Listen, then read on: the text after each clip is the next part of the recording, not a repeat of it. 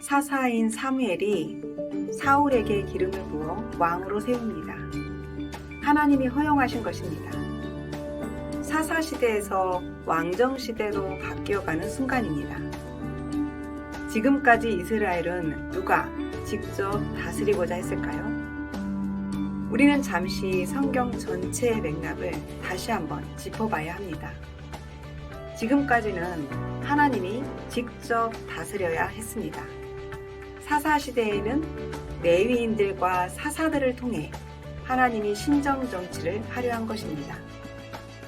그런데 이제부터는 통치자이신 하나님이 이제 인간에게 왕의 칭호를 붙여주시고 그에게 통치권을 대리하도록 허용하려 합니다. 그렇다면 그 왕은 자신의 위치를 어떻게 이해해야 옳을까요? 그가 왕이기는 하지만 이스라엘을 하나님 나라답게 통치하려면 결국은 하나님이 다스리도록 해야 한다는 것입니다. 자신을 비우고 그 속에 하나님이 계시도록 해야 합니다. 하나님을 대리한 통치자여야 한다는 것입니다.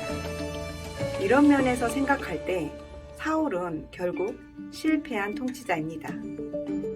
그것을 미리 알고 계신 하나님은 왜 굳이 사울을 택하셨을까? 이런 유사한 장면은 성경에 수차례 이어집니다. 아담이 선악과를 먹을 것을 아셨는데 왜 만드셨을까?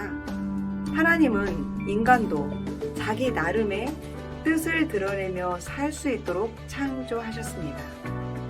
기계나 로봇으로 만든 것이 아니라는 것입니다. 이것을 흔히 자유의지라고 한다고 했습니다. 잘 해보도록 기회를 주시는 것입니다.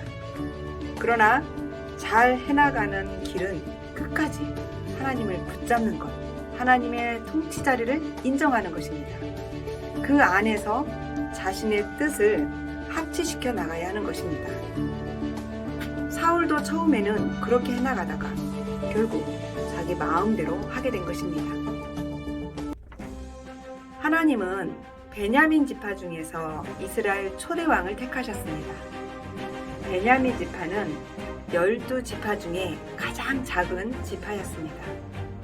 이스라엘과 내전을 겪게 되면서 고작 600명만 살아남아 있었습니다.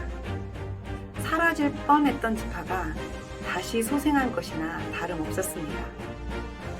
사무엘은 새롭게 펼쳐질 왕정시대의 제도를 백성들에게 공표했습니다. 그 내용은 신명기 17장 14절에서 20절에 이미 밝힌 것입니다. 사울이 암몬과의 전쟁에서 승리하고 위험에 처해 있던 길르앗 야베스를 보호합니다. 이에 백성들은 사울을 진정한 왕으로 받아들이는 분위기가 되었습니다. 이때 사무엘은 고별 설교를 합니다. 자신의 뒤를 이을 사울이 백성들에게 인정받고 있는 상황에서 자신의 존재를 지우고자 했던 것입니다. 사무엘이 백성들에게 마지막까지 당부한 내용이 무엇이었을까요? 오직 마음을 다하여 여호와를 섬기라 하는 것이었습니다. 그것이 복된 길이라는 것입니다. 왕이 세워졌어도 이스라엘은 여호와의 나라이고 여호와의 백성이라는 것입니다.